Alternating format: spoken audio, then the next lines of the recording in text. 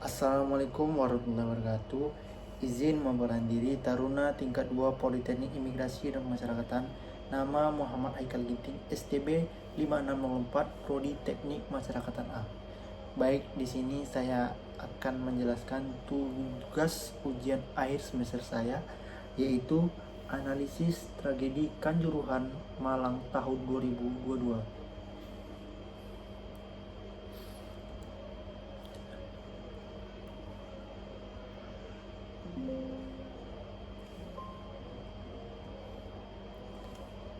Baik, di sini saya akan menjelaskan terlebih dahulu gambaran umum pada kasus tragedi Kanjuruhan. Tragedi Kanjuruhan merupakan salah satu tragedi kemanusiaan terbesar dalam sejarah olahraga Indonesia, tepatnya dalam bidang sepak bola. Peristiwa ini terjadi pada tanggal 1 Oktober 2022 di Stadion Kanjuruhan, Kabupaten Malang, Jawa Timur. Setelah pertandingan Liga 1 Indonesia antara Arema FC melawan Persebaya Surabaya, pertandingan berakhir dengan kemenangan Persebaya Surabaya dengan skor 3-2. Kekalahan tersebut memicu kekecewaan sebagian supporter Arema FC yang kemudian turun ke lapangan. Situasi yang awalnya berupa protes berkembang menjadi kerumunan massa yang sulit dikendalikan. Dalam upaya mengendalikan keadaan, aparat keamanan menembakkan gas air mata ke beberapa titik stadion. Penggunaan gas air mata tersebut menyebabkan kepanikan massal. Ribuan penonton berusaha meninggalkan stadion secara bersamaan melalui pintu keluar terbatas, mengakibatkan desakan-desakan sesak napas dan terinjak-injak. Lebih dari 130 orang meninggal dunia serta ratusan lainnya mengalami luka-luka. Peristiwa ini menjadi perhatian nasional maupun internasional karena dianggap sebagai kegagalan sistem keamanan dalam sebuah pertandingan olahraga dan menjadi salah satu tragedi stadion paling mematikan di dunia. Dan ini ada gambaran setelah terjadinya Kanjuruhan, yaitu tragedi Kanjuruhan.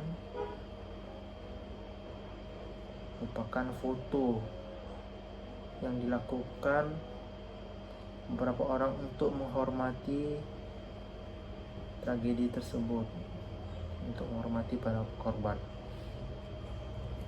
Kemudian selanjutnya yaitu kronologi singkatnya, itu pertandingan Arema FC melawan Persebaya Surabaya berlangsung sangat normal. Kemudian pada saat itu Arema FC mengalami kekalahan dengan skor 2-3. Puncaknya mengakibatkan sebagian supporter memasuki lapangan sebagai bentuk kekecewaan. Aparat keamanan melakukan upaya pembubaran massa. Gas air mata ditembakkan ke arah lapangan dan tribun penonton. Ribuan penonton mengalami kepanikan, menyebabkan penonton berusaha keluar melalui pintu stadion secara bersamaan. Terjadinya penumpukan massa yang mengakibatkan korban meninggal luka-luka. Di sini ada beberapa foto gambaran orang yang korban tragedi Kanjuruhan tersebut. Ini foto-fotonya untuk menghormati para almarhum. Ya baik, pada slide ketiga ini kondisi sosial yang melatar belakanginya. Beberapa kondisi sosial yang berkontribusi terhadap terjadinya tragedi Kanjuruhan antara lain: yang pertama, fanatisme supporter. Sepak bola di Indonesia tidak hanya menjadi olahraga, tetapi juga bagian dari identitas sosial. Fanatisme yang berlebih seringkali menimbulkan perilaku agresif ketika tim yang didukung mengalami kekalahan. Yang kedua, budaya kekerasan dalam sepak bola. Rivalitas antar supporter dan sepak bola Indonesia telah berlangsung lama dan seringkali disertai tindakan kekerasan baik verbal maupun fisik. Untuk hal ini tentu sangat tidak setuju, sangat tidak tepat pada sepak bola, karena sepak bola merupakan olahraga yang memiliki kebersamaan, kekompakan dalam sebuah tim, dan rivalitas sebaiknya hanya terjadi dalam lapangan saja, yaitu tidak cocok untuk dilakukannya kekerasan. Kemudian yang ketiga yaitu kelemahan manajemen dalam sebuah keamanan. Kurangnya evaluasi risiko, koordinasi antar lembaga, dan kesiapan menghadapi situasi darurat menjadi faktor yang memperbesar dampak tragedi tersebut. Yang keempat, overkapasitas penonton. Jumlah penonton yang melebihi kapasitas ideal stadion menyebabkan proses evakuasi menjadi sulit ketika terjadi keadaan darurat. Baik, analisis kriminologisnya yaitu social control theory yang dikembangkan oleh Travis Hirschi. Konsep utama teori social control theory menjelaskan bahwa individu akan mematuhi normal sosial apabila memiliki ikatan yang kuat dengan masyarakat. Hirschi membagikan ikatan sosial menjadi 4 unsur. Yang pertama attachment, kedekatan. Yang kedua komitmen, yaitu komitmen. Yang ketiga involvement, yaitu keterlibatan. Yang keempat belief, kepercayaan terhadap norma. Menurut teori ini, perilaku menyimpang muncul ketika ikatan sosial tersebut melemah. Analisis kasusnya itu dalam tragedi Kanjuruhan, kegagalan kontrol sosial terlihat pada beberapa aspek. Yang pertama, sebagian supporter tidak lagi mematuhi aturan pertandingan dengan memasuki lapangan setelah pertandingan berakhir. Yang kedua, aparat keamanan gagal menjalankan fungsi kontrol sosial secara efektif. Pengendalian massa yang dilakukan justru memicu kepanikan yang lebih besar. Yang ketiga, penyelenggara pertandingan tidak mampu memastikan seluruh prosedur keselamatan berjalan sesuai standar. Artinya, tragedi ini menunjukkan adanya kegagalan kontrol sosial baik pada tingkat individu, kelompok, maupun institusi. Fakta yang mendukung yaitu supporter memasuki area lapangan. Yang kedua, terjadinya pelanggaran prosedur keamanan. Yang ketiga, sistem evakuasi tidak berjalan optimal. Yang keempat, koordinasi antar pihak terkait kurang efektif. Yang kedua, strength theory, yaitu yang dikembangkan Robert Camerton. Konsep utama teori, menurut Merton, kejahatan atau penyimpangan muncul akibat adanya ketegangan strength antara harapan dan kenyataan yang dihadapi individu maupun kelompok. Ketika individu mengalami frustasi karena tujuan diinginkan tidak tercapai, mereka dapat merespon dengan perilaku menyimpang. Analisis kasusnya itu dalam kasus Kanjuruhan, kekalahan Arema FC menimbulkan frustasi kolektif bagi sebagian supporter. Harapan untuk menangkan pertandingan tidak sesuai dengan realita yang terjadi. Kekecewaan tersebut memicu emosi massa yang kemudian diwujudkan melalui tindakan memasuki lapangan. Yang ketiga, situasi emosional yang tidak terkendali menciptakan kondisi yang rentan terhadap konflik dan kekacauan. Strength theory membantu menjelaskan mengapa sebagian supporter melakukan tindakan yang melanggar aturan setelah pertandingan berakhir. Fakta yang mendukung, yang pertama kekalahan tim tuan rumah, yang kedua kekecewaan, kemarahan sebagian supporter, aksi turun ke lapangan pasca pertandingan. Yang keempat, situasi emosional yang meningkat secara kolektif. Baik, yang ketiga konflik teori yang dikembangkan oleh Richard Queenie. Konsep utama teori yang pertama, konflik teori memandang bahwa hukum dan kebijakan seringkali dipengaruhi oleh pihak yang memiliki kekuasaan. Dalam perspektif ini, tindakan dilakukan oleh lembaga atau aparat juga harus dianalisis sebagai bagian dari proses sosial yang dapat menghasilkan ketidakadilan atau konflik. Analisis kasus yang pertama yaitu tragedi Kanjuruhan tidak hanya dapat dilihat dari perilaku supporter, tetapi juga dari keputusan yang diambil oleh pihak yang memiliki otoritas. Yang kedua, penggunaan gas air mata dalam stadion menjadi fokus utama berbagai investigasi.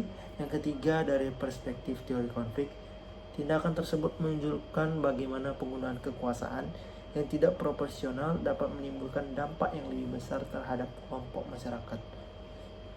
Yang keempat, teori ini mengingatkan bahwa analisis kejahatan harus mencakup perilaku individu sekaligus perilaku institusi yang memiliki kewenangan. fakta yang mendukung penggunaan gas air mata menjadi penyebab utama kepanikan. Yang kedua, adanya pemeriksaan terhadap aparat keamanan. Yang ketiga, beberapa pihak ditetapkan sebagai tersangka. Yang keempat, munculnya tuntutan pertanggungjawaban institusional. Evaluasi teorinya itu satu, social control theory. Kelebihan menjelaskan kegagalan pengawasan dan pengendalian sosial, mampu melihat peran individu dan institusi. Kelemahannya yaitu kurang menjelaskan aspek emosional massa. Yang kedua, strain theory. Kelebihannya itu menjelaskan munculnya frustasi dan kemarahan kolektif, relevan dengan perilaku supporter pasca pertandingan. Kelemahannya itu tidak mampu menjelaskan kegagalan sistem keamanan.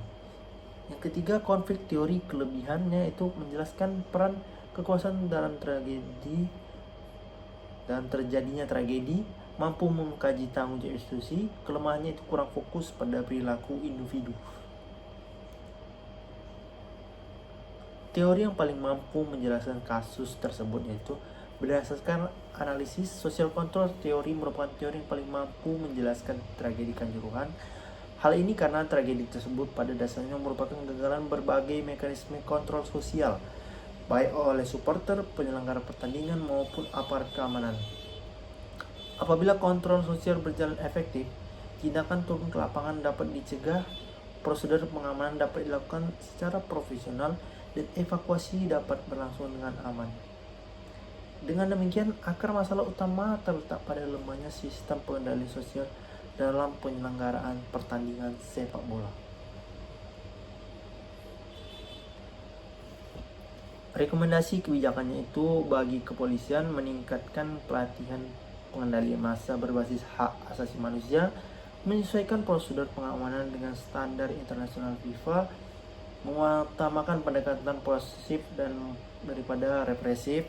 Yang kedua, bagi PSSI dan operator liga melakukan audit keselamatan stadion secara berkala, membatasi jumlah penonton sesuai kapasitas stadion, menyusun standar evakuasi darurat yang jelas. Yang ketiga, bagi pemerintah memperkuat regulasi keselamatan olahraga, membentuk lembaga pengawas independen pertandingan olahraga berisiko tinggi. Yang keempat, bagi supporter mengembangkan budaya sportivitas, meningkatkan kesadaran hukum, mengedepankan penyelesaian konflik secara damai. Kesimpulannya itu, tragedi Kanjuruhan merupakan tragedi kemanusiaan yang terjadi akibat interaksi beberapa faktor sosial, kelembagaan, dan institusional. Berdasarkan analisis menggunakan social control theory, strain theory, dan konflik teori, dapat dipahami bahwa tragedi ini tidak semata-mata disebabkan oleh tindakan supporter, tetapi juga oleh kegagalan sistem pengamanan, lemahnya kontrol sosial, serta penggunaan kewenangan yang tidak tepat dalam menghadapi situasi massa. Di antara ketiga teori tersebut, social control theory merupakan teori yang paling mampu menjelaskan kasus karena menunjukkan bahwa kegagalan pengawasan, koordinasi, dan pengendalian sosial menjadi faktor utama yang memungkinkan tragedi tersebut terjadi. Oleh karena itu, upaya pencegahan harus difokuskan pada penggunaan sistem keamanan, peningkatan profesional aparat, perbaikan tata kelola pertandingan, dan pembangunan budaya supporter yang lebih sportif.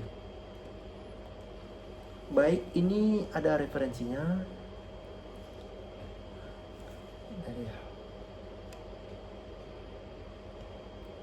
Ada 6 referensinya, itu Haji Travis, Nathan Wabetka, Richard, Topo Santoso, dan Eva Ajani Zulfa, Romli Atma Sasmita, Bardan Nawawi Arif. Baik, mungkin itu saja yang bisa saya jelaskan. Kurang lebihnya saya mohon maaf. Mungkin dari penjelasan ini dapat dipahami dengan sebaik-baiknya. Saya akhiri dengan wabillahi taufiq wa hidayah. Assalamualaikum warahmatullahi wabarakatuh.